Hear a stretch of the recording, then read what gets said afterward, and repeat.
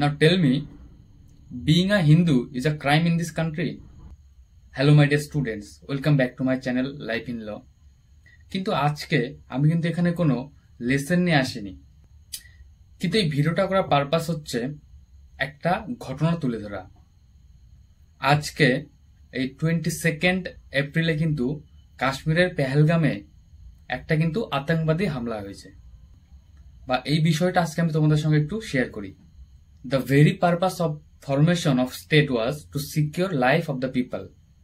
মানে আধুনিক রাষ্ট্র গড়ে তোলার মূল লক্ষ্য ছিল হচ্ছে মানুষের জীবনকে সুরক্ষিত করা, অর্থাৎ মানুষের বেঁচে থাকাটাকে সুনিশ্চিত করাটা ছিল আধুনিক রাষ্ট্রের প্রধান কাজ। এবং সেই জন্যই আমরা প্রকৃতির রাজ্যের থেকে আধুনিক সমাজে রাষ্ট্র তৈরি করেছি। কিন্তু আজকের এই অত্যাধুনিক যুগে এসেও কিন্তু আমরা মানুষের জীবনকে সুরক্ষিত করতে পারছি না। এটা কিন্তু একটা ইন্ডিয়ার ন্যাশনাল সিকিউরিটির উপর থ্রেট। কারণ আমাদের কনস্টিটিউশনে আর্টিকেল 21 বলা রয়েছে রাইট টু লাইফ, অর্থাৎ বেঁচে থাকার অধিকার অ্যাজ আ ফান্ডামেন্টাল রাইট, মৌলিক অধিকার।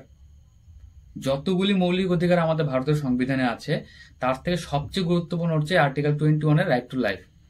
কারণ আমি যদি বেঁচেই না থাকি তাহলে আমি আদার্স রাইটগুলো দিয়ে কি করব, তাই না? If I don't have any life to live, then what will be the purpose to provide other rights? It is totally pathetic. যতদূর পর্যন্ত খবর পাওয়া গেল, নিয়ারলি 26 পিপল ইনজুর্ড, এবং এই 26 জনের মধ্যে একটা ফ্যামিলি ছিল who are newly married and they visited Kashmir for their honeymoon purpose. But the pathetic thing is, সেই লোকটাকে, সেই আতঙ্কবাদী যে লোকজন, তারা জিজ্ঞাসা করে তোমার নাম কি। যখন সেই লোকটা তার নাম বলে এবং তার নাম থেকে প্রমাণিত হয় যে সে একজন হিন্দু, সঙ্গে সঙ্গে অন দ্য স্পট তাকে গুলি করে দেওয়া হয়। Now tell me, being a Hindu is a crime in this country? Rethink. I am totally shocked to hear the news. That's why I am making this video.